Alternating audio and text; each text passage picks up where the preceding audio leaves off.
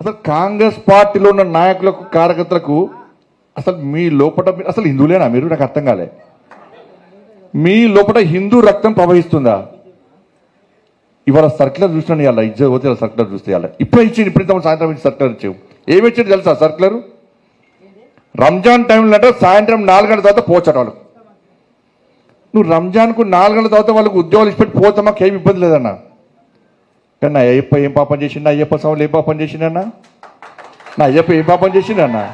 మధ్యాహ్నం దీక్ష తీసుకొని అయ్యప్ప మాల తీసుకొని మధ్యాహ్నం ఆఫీస్కి పోతే టిఫిన్ బాక్స్లో పోయి తినరాదు, అప్పుడప్పుడు వంట చేసుకొని మడితో తినాల్సి వస్తుంది. అవునా కదా?